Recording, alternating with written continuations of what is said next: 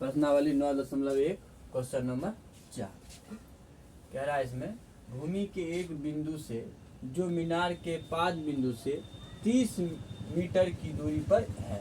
ठीक, मीनार के शिखर का उन्नयन कोण 30 डिग्री है। मीनार की ऊंचाई ज्ञात है। ठीक है, यहाँ पे एक नया शब्द आया उन्नयन। कौन सा आया? उन्नयन कोण, है ना। उन्नयन कोण किसको कहते हैं उसको जानते हैं। जब कोई, जैसे कि यहाँ पे ये मीनार है, जैसे दे रहा है क्वेश्चन ही दे रहा है, उसमें ही देखते हैं। ये मीनार हुआ, ठीक है, यहाँ ये मीनार का शिखर है और ये भूमि का कोई एक ये बिंदु है। ठीक है, इस तरह से बिंदु दिया हुआ है ना। यहाँ पे कोई बिंदु है। इस नीचे से हम किसी चीज को जब ऊपर देखते हैं, नीचे से हम जब किसी चीज को ऊपर देखते हैं तब होता है उन्नयन कोण। तब कहलाता है उन्नयन कोण। क्या कहलाता है? उन्नयन कोण। जब नीचे से हम किसी वस्तु को ऊपर देखेंगे, नीचे से, जैसे यहाँ से खड़ा होकर के ऊपर देख रहे हैं किसी वस्तु को ऊपर में, तब होता है उन्नयन कोण। क्या होता है? उन्नयन कोण।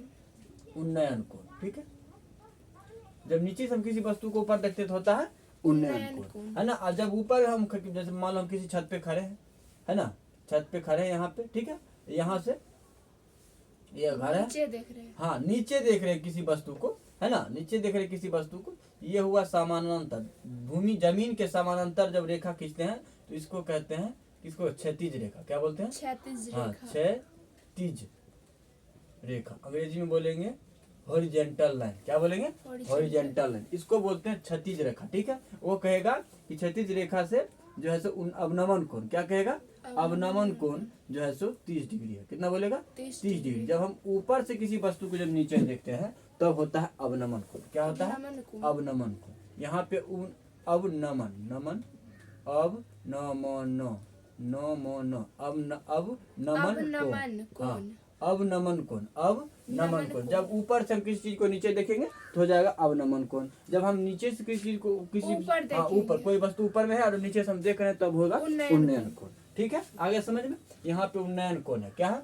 उन्नयन कोण। ठीक है, देखो यहाँ जैसे अवनमन कोण 30 है ना। अब ये समानांतर रेखा है, इसके समानांतर है ना, तो तिर्यक कोण से हो जाएगा एकांतर कोण से हो जाएगा ये कोण और ये कोण बराबर हो जाएगा, है ना। फिर से अब यहाँ बनना शुरू होगा। इसको इस तरह के क्वेश्चन पर आएंगे जब, तब हम इसको फिर से एक बार समझ लेंगे। ठीक है, अभी हम कहाँ पे हैं? उन्नयन कोण पर, है ना। उन्नयन कोण समझ में आ गया। जब हम किसी चीज को नीचे से ऊपर देखते हैं तो उन्नयन कोण कहलाता है। यहाँ पे दिया रहेगा क्वेश्चन में उन्नयन कोण। अब देखो कह रहा भूमि के एक बिंदु से, भूमि का एक बिंदु यहाँ पे है, ठीक है ना, जो मीनार के 5 बिंदु से, 5 बिंदु, यही इसी को कहेगा 5 बिंदु। यहाँ से, ठीक है, यहाँ से यहाँ तक दूरी दिया हुआ है 30 मीटर। कितना दिया हुआ है? 30 मीटर, है ना। कह रहा भूमि के एक बिंदु से मीनार के 5 बिंदु की दूरी कितने है? 30 मीटर की दूरी पर स्थित है ना। मीनार के शिखर का उन्नयन कोण 30 डिग्री है। ये दिया हुआ कितना?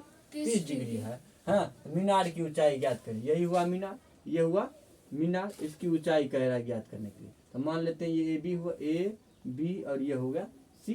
ठीक है, हम सॉल्यूशन करना शुरू करेंगे। यहाँ से क्या लिखेंगे? माना कि AB मीनार की ऊंचाई h है। हाँ, मीनार की ऊंचाई h मीटर है। कितना है? h मीटर है। ठीक है, बस हो गया। उसके बाद आते हैं समकोण त्रिभुज। समकोण त्रिभुज ABC में ऐसे करके लिखेंगे ABC में। ठीक है, अब देखो हमें निकालना ये वाला, यही ऊंचाई है, ये निकालना और ये दिया हुआ है। ठीक है, अब इसमें और इसमें ये हुआ, ये कौन, इस कौन से चलना है। ठीक है, जब इस कौन से चलेंगे तो ये हो जाएगा, इसके सामने वाला हो जाएगा लंब और ये होगा आधार, और 90 डिग्री की सामने वाली जो भुजा होती है वही कर्ण कहलाती है, वही कर्ण कहलाती है। ठीक है, तो यहाँ पे लंब दे दिया है, लंब निकालना है और आधार दिया हुआ है ना। लंब और आधार का रिलेशन किसमें होता है? टेन थीटा में। बहुत बढ़िया, टेन थीटा में। टेन, यहाँ थीटा कितना है? 30 डिग्री। लिखेंगे टेन 30 डिग्री बराबर, है ना। अब लंब कितना है? लंब टेन बराबर होता है लंब बटे कर्ण, लंब बटे आधार, लंब बटे आधार, लंब बटे कर्ण होता है साइन में। यह है लंब, यह है टेन है तो लंब बटे आधार। लंब कितना है? AB, लंब है AB और आधार है BC, आधार है BC। AB बटे क्या हो गया? BC, है ना। अब फिर से लिखेंगे टेन 30 डिग्री का मान कितना होता है? 1/2। टेन 30 डिग्री का मान, हाँ 1/√3। हाँ 1/√3। 30 डिग्री का साइन 30 डिग्री का मान होता है 1/2 है ना। 1/√3 बराबर ए बी हमें निकालना है तो लिखेंगे एच। ए बी क्या माना है, एच माना है ना, ए बी लिखेंगे एच। और उसके बाद बी सी कितना दिया है 30 मीटर। कितना दिया है 30 मीटर, है ना। अब तिरछा तिरछी गुना करेंगे, इसको इसके साथ गुना करेंगे और इसको इसके साथ गुना करेंगे। पहले इसके साथ गुना किए तो होगा √3h।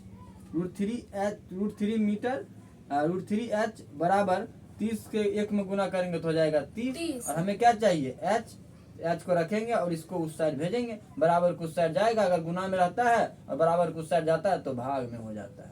ठीक है, तो ये होगा √3। अब इसको नीचे वाले रूट को हटाएंगे, इसको कहते हैं हर का परमयीकरण। ये अपरमेय संख्या हुआ, क्या हुआ अपरमेय संख्या। √3 हुआ अपरमेय संख्या।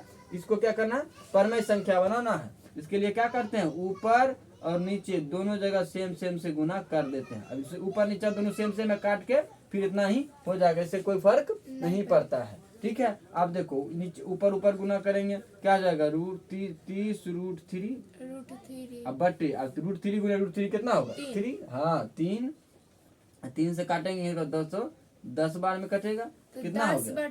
हाँ एच बराबर कितना हो गया, एच बराबर हो गया 10√3 मीटर। तो यहाँ लिख देंगे अतः मीनार की ऊंचाई मीनार की ऊंचाई AC बराबर 10 मीटर। हाँ 10√3 ऐसे पढ़ेंगे इसको 10√3 कहेंगे या 10√3। ठीक है।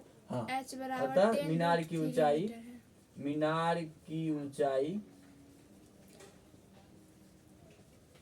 H बराबर ऊंचाई H बराबर 10√3। हाँ 10√3 मीटर है आंसर। बस हो गया। ठीक है, ऐसा समझ में बहुत आसान है, बहुत आसान है। उन्नयन कोण अवनमन कोण समझ जाएंगे तो बन जाएगा। ठीक है।